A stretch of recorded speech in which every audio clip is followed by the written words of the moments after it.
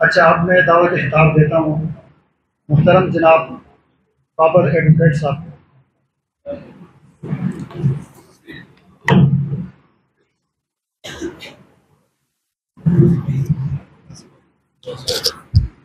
औज़ुबिल्लाहि मिनश्शैतानिर्रजीम। बिस्मिल्लाहिर्रहमानिर्रहीम। तमाम मेहमानों को और ख़ुसूसी जो आज की ये तकरीब मुनक्कद की है, आप भाइयों को अस्सलामु अलैकुम व रहमतुल्लाहि व बरकातुहू। कुरान मजीद की सूरह अहज़ाब में रब ताला फरमाते हैं आयत नंबर 69 में कि ए ईमान वालो, तकवा अख्तियार करो और हमेशा सच्ची, सीधी और खरी बात कहो।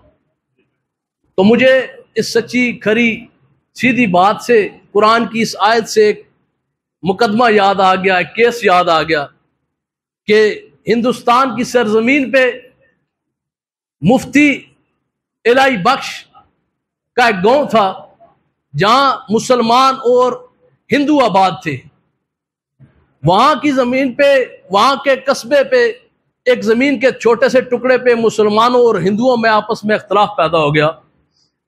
मुसलमान कहें कि यह जमीन हमारी है, हिंदू कहें यह जमीन हमारी है। इख्तलाफ इतना बड़ा कि वो मामला जो है वो अदालत में जा पहुंचा। अब हर तरीक पेशी पे एक तरफ मुसलमान और दूसरी तरफ हिंदू थे। मुसलमानों की तादाद हर तरीक पे बढ़ती जा रही है, हिंदुओं की तादाद भी बढ़ती जा रही है, और इतनी दोनों तरफ से तादाद बढ़ी कि वो मुकदमा मशहूर हो गया। जज साहब घबरा गए, तारीख पे तारीख होती गई और फैसले का दिन आ गया। जज साहब ने फैसला करना है और घबरा गए। उन्होंने हिंदुओं को और मुसलमानों को बुलाया और कहा कि अगर मैं फैसला मुसलमानों के हक में करता हूं तो फिर खून खराबा होगा, हिंदुओं के हक में करता हूं तो फिर भी मामलात गड़बड़ होंगे, तो मैं तो बड़ी मुश्किल में फंस गया हूं, मुझे क्या करना चाहिए। हिंदुओं ने वहां पे कहा, जनाब यहां करीब कस्बे में एक मुफ्ती इलाही बख्श नामी एक बुजुर्ग हैं, वो जो कहेंगे हमें उनका फैसला मंजूर है, हम उनका बड़ा एहतराम करते हैं। ये हिंदुओं के अल्फाज थे। मुसलमान खुश हो गए। उन्होंने कहा कि चले जी, अब हमारे मुसलमान भाई इस चीज का फैसला करेंगे तो फैसला हमारे हक में करेंगे क्योंकि वो मुसलमान है। तो साथियों, दोस्तों, जज साहब ने इलाही बख्श मुफ्ती साहब को बुलाया और पूछा कि मुफ्ती साहब, हिंदुओं का यह कहना है कि आप बड़े बुजुर्ग हैं, बड़े मोहतरम हैं, मुसलमान हैं, तो आप ही इस मुकदमे का फैसला सुनाए, क्या करें।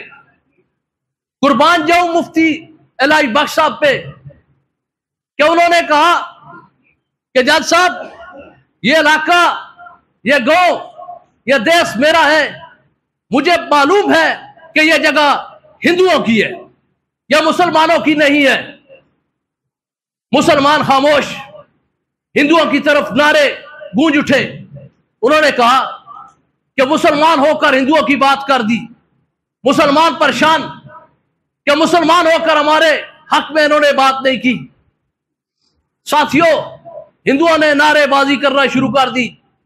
होता यूं कि हिंदुओं ने के जो बड़े सरदार थे उन्होंने कहा कि आप खामोश रहो, हम इस बात का किस्सा इलाही बख्श साहब से पूछते हैं कि आपने मुसलमान होकर हमारे हक में क्यों फैसला दिया।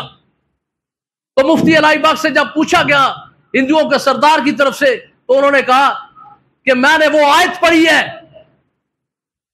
कि हमेशा सच्ची, सीधी और खरी बात को, और अब ताला फरमाता है कि सच्ची, सीधी, खरी बात करने वाले को हमेशा कामयाबी दी जाती है। तो दोस्तों, मुझे कसीर तादाद में यहां पर स्टाम्प पे जगह लेने वाले हमारे परदेसी भाई जो कहां से मजदूरियां मेहनत करके यहां आए, हमने इनको जगह फरोख्त की, हम लोकल बंदों ने इनको जगह दी, पैसे लिए। आज गली गली, मोहल्ले मोहल्ले में कमेटियां बनाई जा रही है। कमेटी ताजरों की होती है, कमेटी उस मोहल्ले में होती है, खाला जिसको बोलते हैं कमेटी वाली मासी। चंद औरतों पे वो कमेटी बना देती है। ये कमेटियां 40 साल से इस एरिया में बनती आ रही हैं। मैं इस एरिया का लोकल बंदा हूं, बहुत सारे भाई जानते हैं मुझे। हमने सीडीए के खिलाफ तहरीक चलानी है, इंशाअल्लाह। हमने कमेटी नहीं बनानी। आप हमारे भाई हैं, हम आपकी खातिर जंग लड़ेंगे। आपने जहां आवाज दी हम आपके साथ चलेंगे और आपके हकूक जो हैं वो आपकी दहलीज पे मिलेंगे। मेरे भाइयों, मेरे दोस्तों ने बात की कि सीडीए को हम सेक्टर नहीं देंगे, सीडीए को हम ये करेंगे, हमने स्टाम्प पे जगह ली है। तो ये दोस्तों साथियों, सीडीए की एक पॉलिसी है जो 2007 की पॉलिसी है। 2007 की पॉलिसी को मद्देनजर रखते हुए जो सीडीए का कानून है उसमें सीडीए ने 3-4 शराइत रखी है। आप पहले उन शराइत पे पूरा उतरें, अपने आप को मजबूत करें।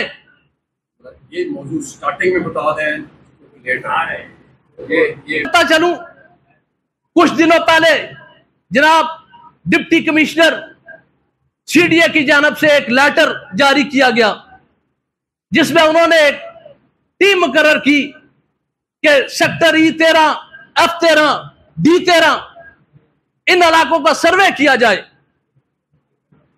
और उन्होंने एक सरकारी टीम कायम की। मेरे दोस्तों, टीम तो बना दी गई, सर्वे भी हो जाएगा, लेकिन कोई तहरीरी मायदा नहीं हुआ यहां के मकीमी लोगों से।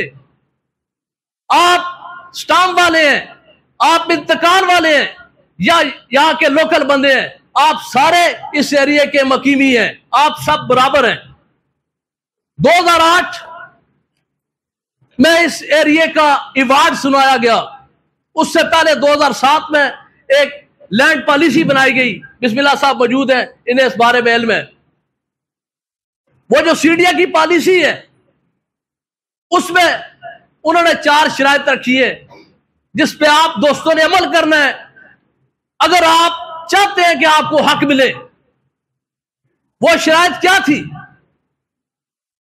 कि उस शख्स को यहां पे मकानों के बदले मुआवजा दिया जाएगा या प्लाट दिया जाएगा, कुछ भी दिया जाएगा, उसके लिए चंद शराइत थी। नंबर 1, उस शख्स का आईडी कार्ड यहां का होना चाहिए। दूसरी शराइत, जमीन का इंतकाल या फर्द होना चाहिए। तीसरी शराइत, अगर ये दोनों चीजें नहीं है तो फिर वोटर लिस्ट में उसका नाम होना चाहिए। अब कोई मेरा भाई स्टाम्प ले लेता है, अपना आईडी कार्ड पे एड्रेस चेंज नहीं कराता, वोटर लिस्ट में अपना नाम ट्रांसफर नहीं करवाता, तो मुझे बताएं वो केस कैसे लड़ेगा। 2007 में ये पॉलिसी सीडीए की तरफ से जारी हुई। अगर आप उस पर पूरा उतरते हैं और सीडीए आपको आपका हक नहीं देता तो हम आपके हक की खातिर जंग लड़ेंगे। और मेरी ये गुजारिश है कि ये कमेटियां मल्ले की मासियां बनाती हैं, ये कमेटियां ताजर भाई बनाते हैं, ये कमेटियां क्रिकेट टीम के खिलाड़ी बनाते हैं कुछ चंदा इकट्ठा करने के लिए। आपने अगर जंग लड़नी है तो आपने तहरीक चलानी है। उसमें स्टाम्प वाले भी होंगे, उसमें मकामी लोग भी होंगे और उसमें वो लोग भी होंगे जिन्होंने इंतकाल पे हवाई पेपर पे जगह लिया और पता नहीं कहां बैठे हुए। हक उनका भी बनता है और हक हासिल किए बगैर हम पीछे नहीं हटेंगे। हम आपके साथ हैं, जहां आप बुलाएंगे हम हाजिर हैं। अल्लाह पाक हम सबको इत्तेफाक दे और कामयाबी दे।